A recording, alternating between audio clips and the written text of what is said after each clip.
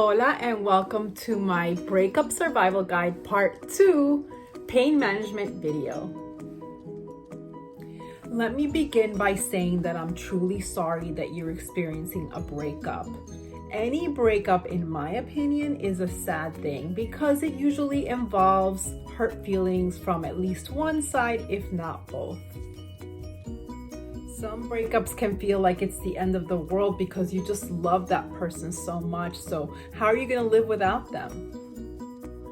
I've been there a couple of times, chicas, and I know how devastating it can be. But I also know that you can heal completely from a breakup and emerge even stronger and more amazing than you were. And that's what my Breakup Survival Guide is going to help you do. I want to take a minute here and explain that I am a heterosexual cisgender woman, so my advice will come from that perspective and therefore apply mostly to those of the same sexual orientation and gender identity. Additionally, I'm all about self-love and being true to yourself. So if you're looking for dating advice that's centered around getting the guy, or in this case, getting him back, there are other YouTube channels that can help you out with that. See the links in my description. My dating advice is always going to be centered around your best interests, how to stay safe, how to not betray yourself, and how to always keep your dignity and self-esteem intact. Because sometimes the only thing that you get to walk away from a relationship with is just that, your dignity. I think we can all agree that dealing with the aftermath of a breakup is very difficult. It doesn't really matter here who did the breaking up. Maybe you ended it, maybe he ended it. If there were any deep or genuine feelings involved, there's going to be a whole lot of pain that you will need to deal with.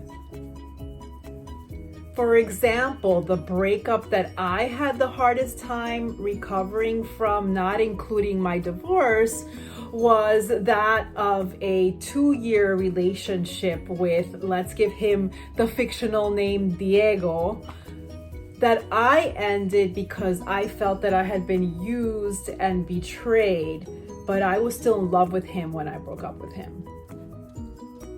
In this short video, I'm going to give you my 5 best tips for managing the pain that comes with a breakup. So make sure you watch until the end.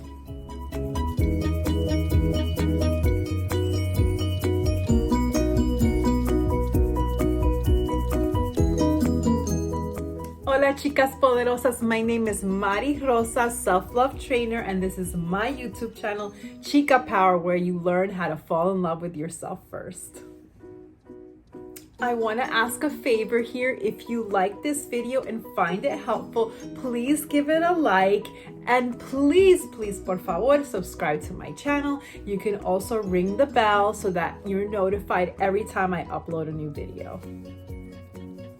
The feelings that we experience after the loss of a relationship, particularly a long-term relationship, can be similar to those that we experience when we're grieving the death of someone close to us.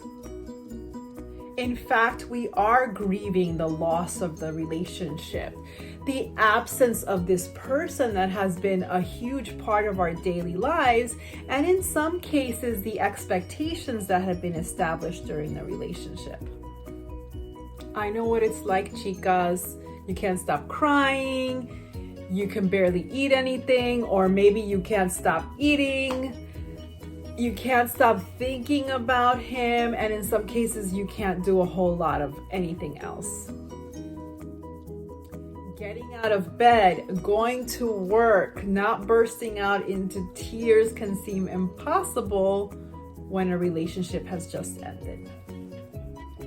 The physical injury analogy that I explained in my Breakup Survival Guide Part 1 video applies here.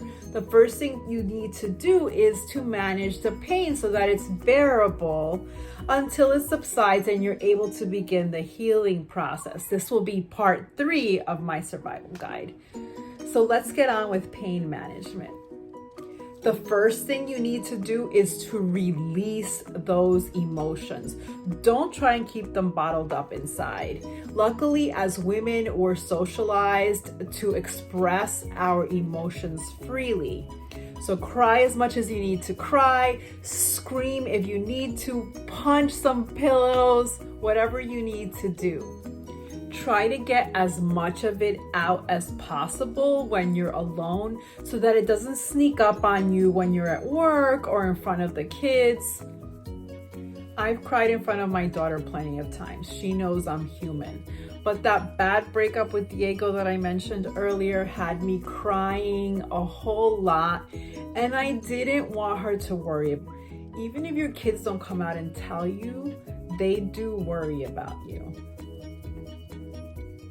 The best times and places for me to cry were in bed at night, during my morning shower, and sometimes during my long commute back and forth to work. It's my belief that there aren't any shortcuts when it comes to these raw emotions. You have to go through it to get through it.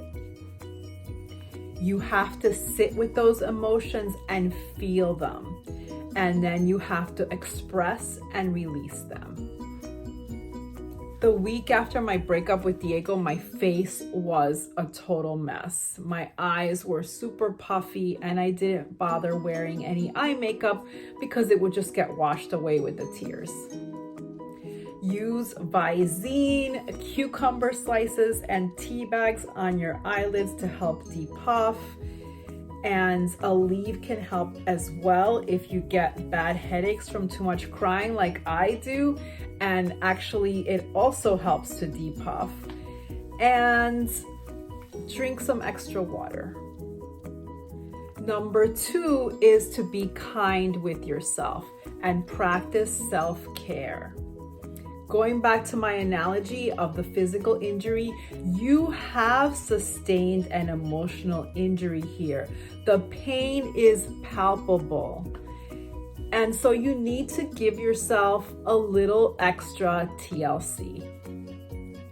A little chocolate or a whole lot of ice cream may be in order here. Anything that makes you feel good. A massage, a facial, a new pair of hot shoes. Try to work from home for a day or two if you can. For some more ideas, watch my self-care 10 basic essentials video.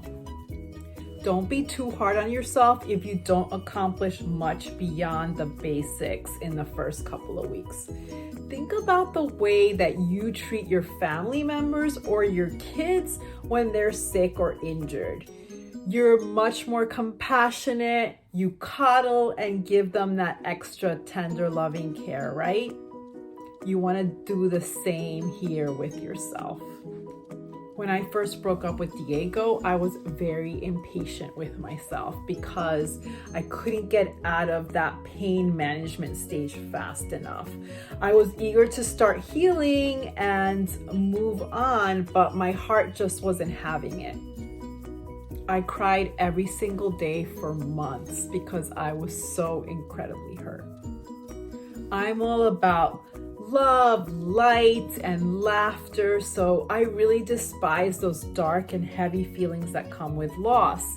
And I accepted them when I was grieving the deaths of my parents and my ex-husband, but I didn't feel like they were appropriate for a breakup. I was tired of crying and feeling sad and angry for so long. But my heart really needed that time. I needed to sit with those emotions and really feel them so that I could eventually scoop them out during the healing process. Number 3 is do not have any contact with your ex while you're reeling and healing from the breakup. This means no calling, no texting, no social media contact. Remove him from every single one of your social media accounts. Block him if you have to.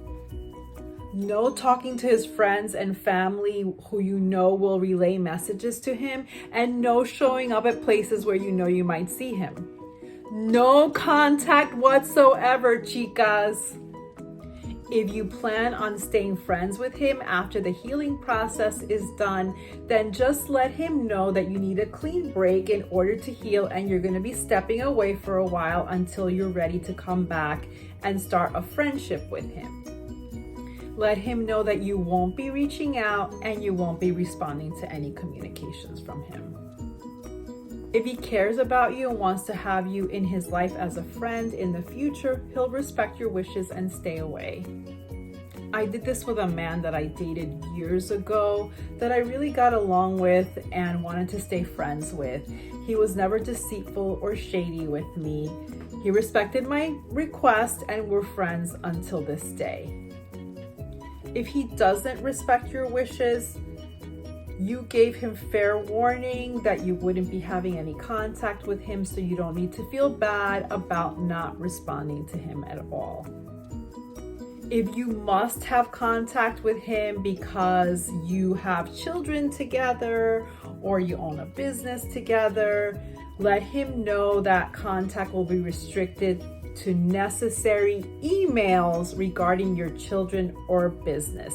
Emails kind of disconnects it a little bit and an immediate response isn't necessary. Why do you need to cut off contact with him, you might ask? It's very simple. You need to get him out of your system. You need to reset and concentrate on you. You can't do that if you're still in contact with him and it's messing around with your emotions. This is going to speed up the healing process as well. Number 4 is engage in physical activity. I wouldn't have made it through any of my breakups or my divorce without physical activity. Do what you enjoy best. Yoga, Pilates, Zumba, dancing, running, hiking, walking around your neighborhood, whatever it is that you like best. I know that it's sometimes difficult to get motivated to even get out of bed after a difficult breakup, but I guarantee that you will thank me if you do this. Doing physical activity helps you to work through your emotions while providing health benefits to your body and releasing endorphins in your brain. Endorphin release makes you feel happy, and you definitely need that right now, right? After my breakup with Diego, I spent many an evening at the gym listening to my breakup playlist, which I'm going to share with you soon, and kicking butt on the elliptical machines and the ab machines. I found that anger makes great fuel for working out, and that working out is a great antidote for anger. I also did a lot of outdoor walking. The beauty of nature, I remember that it was fall and the leaves were turning and making their beautiful display before letting go. The warm sun was shining on most days. The cool, crisp air that I breathed in all served to lift my spirits and remind me that life goes on and that this too shall pass. I also added a weekly yoga class, which I absolutely loved because yoga works out your body, but it also gives your mind a really, really nice break, which segues very well into number 5. Number 5 is to give yourself mental breaks from thinking about the breakup and reliving how things went wrong over and over again. Yes, you need to process the breakup and what led up to it, but don't let it become all-consuming. Meditation, prayer, and hanging out with friends are great ways to take a mental vacation from the breakup. For me, the best way to interrupt a pattern of mental anguish is by practicing breath work and mindfulness. Guided meditations are my favorite way of doing this. See the links in my description for a couple of my favorites. A guided meditation is like an inward journey that your mind takes, and it really feels like you went somewhere and came back. I recommend something that lasts 30 to 40 minutes. But you can do a quick 10-minute meditation a couple of times a day as well if that works better for you. Prayer and religious study can also be a great way to take a mental break, especially if you can do it with other people. Spend time with uplifting family and friends, especially those that you tend to have a lot of fun with. Get out of your house to do it whenever possible. Reconnect with a friend that you haven't spoken to in a while. Catching up with others will help take you outside of your current situation and give you a much needed break. Join a new club so you can make some new friends and fill up some of this new free time that you have. Do things that make you laugh, watch funny videos, go to a comedy club. For more ideas, watch my 5 simple ways to bring laughter back into your life video. These intentional mental breaks will serve you well and make the pain management stage a lot more bearable. I don't recommend that you start dating someone else at this point. I feel that you need to heal and reset before you go into that. You want to just go on a casual date, you can do that, but I don't recommend trying to start a new relationship at this point. I also don't recommend turning to alcohol or any other substance for that matter for pain management, as this can lead to excessive use and or abuse, and it's not helping you in any way. In fact, it's harmful to you and potentially to others as well. An occasional drink or two with friends and family, of course, is fine. But if you have an addictive personality or you've had issues with alcoholism or with substance abuse in the past, you should stay away at all costs. All of the suggestions I mentioned in this video are tried and true, and most will provide added benefits besides helping you to navigate the pain and anger that you may be feeling. If at any point you feel like there's no hope and you're contemplating ending your life, please seek professional help immediately. See the links in the description for suicide prevention hotlines. Well, that's it for today, chicas. My beautiful mommy was a big fan of refranes. A refrán is a wise Latina saying or adage. And today's nugget of wisdom is, no hay mal que dure 100 años, which translates into, there is no bad thing that lasts 100 years. Like I said before, chicas, this too shall pass. I know that it's hard when you're in the thick of it, but know that you will get through this and you will be better and stronger than you were before. I hope you enjoyed this video. If so, give it a like and subscribe to my channel. And please, por favor, give me your comments, your feedback, your questions down below. I read and respond to them all. Besos y abrazos a todas. Hugs and kisses to all. Mwah.